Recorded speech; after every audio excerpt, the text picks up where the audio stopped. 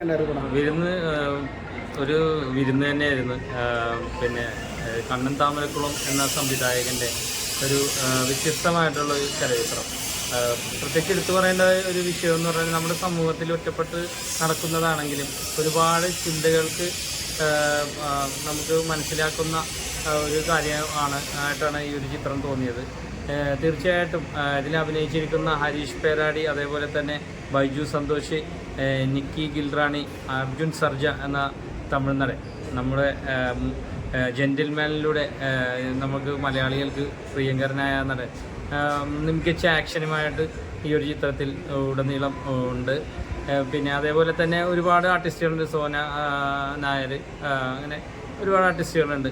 ഈ ഒരു ഇതിലെ വിഷയം കൈകാര്യം ചെയ്യുന്നതെന്ന് പറഞ്ഞാൽ ചാത്താൻ സേവ എന്നൊക്കെ പറഞ്ഞ് ഒറ്റപ്പെട്ട സംഭവങ്ങളായാലും കേരളത്തിലും അന്യ സംസ്ഥാനങ്ങളിലും നടന്ന ഒരു സംഭവത്തെ കേന്ദ്രീകരിച്ചിട്ടുള്ള ഒരു ചിത്രമാണ്. തീർച്ചയായിട്ടും ഈ ഒരു വിഷയം നമ്മൾ ചിന്തിക്കേണ്ട കാര്യമാണ്. ഇതിൽ വിദ്യാഭ്യാസമില്ലാത്തവരല്ല, ഒരുപാട് വിദ്യാഭ്യാസമുള്ളവരാണ് ഈ ഒരു പ്രശ്നത്തിൽ പെട്ട് ജീവിതം തന്നെ ഇല്ലാതായി ഇരിക്കുന്ന കാഴ്ച നമുക്ക് കാണാൻ സാധിച്ചത് വളരെ വിഷമകരമായിട്ട് തോന്നി. അപ്പോൾ അങ്ങനെയൊന്നും ഉണ്ടാവരുത് എന്നുള്ളൊരു പ്രാർത്ഥന കൂടി ഉണ്ട്.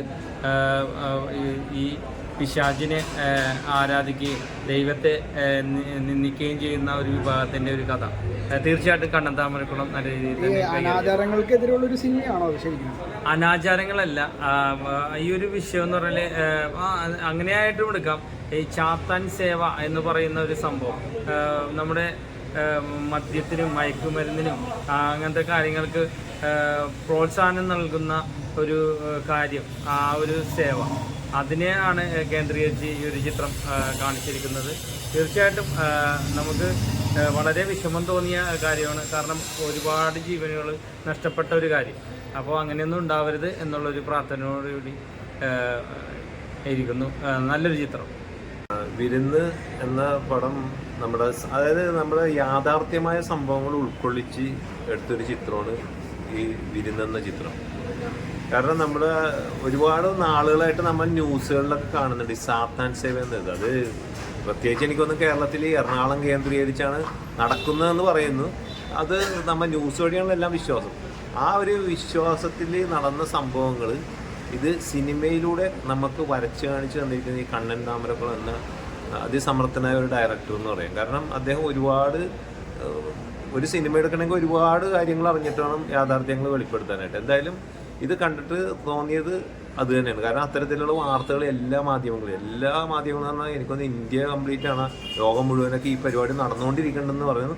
എന്തായാലും നമ്മൾ ന്യൂസിലൂടെ ഈ അറിഞ്ഞ കാര്യങ്ങൾ യാഥാർത്ഥ്യമായിട്ട് കാണിച്ചിട്ടുണ്ട്.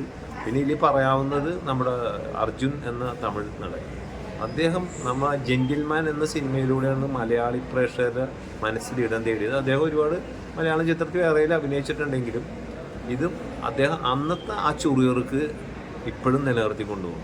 കാരണം അത്രയ്ക്കൊരു ആക്ഷൻ പടം എന്ന് പറയാം. ഈ പറഞ്ഞൊരു സമകാലീന സംഭവം എന്ന് പറയാം. പിന്നെ ബൈജു എന്ന് പറയാം, അദ്ദേഹം ബാല്യകാലം മുതൽ അഭിനയിച്ചു വന്നത്. ഇദ്ദേഹം ഒരു നല്ലൊരു പക്വതയാർന്ന നല്ലൊരു ക്യാരക്ടർ.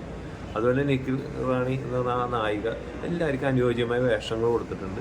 ഈ സിനിമ എല്ലാവർക്കും ഒരു പാഠമാണ്, ഗുണപാഠം എന്ന് പറഞ്ഞാൽ വേറൊന്നുമല്ല. നമ്മൾ ഈ നടക്കുന്ന കാര്യങ്ങൾ ഇത് യാഥാർത്ഥ്യമായിട്ട് വരച്ച് കാണിച്ച് എന്തായാലും ഈ ചിത്രത്തിന് ഇതിൻ്റെ അണിയറ പ്രവർത്തകർ അഭിനയിച്ച എല്ലാ ചെറിയ ആർട്ടിസ്റ്റ് വലിയ നന്നായിട്ട് എടുത്തിട്ടുണ്ട്. ഈ സിനിമയുടെ എല്ലാവർക്കും എൻ്റെ അഭിനന്ദനങ്ങൾ. നല്ലൊരു പടം, എല്ലാവരും കാണുക.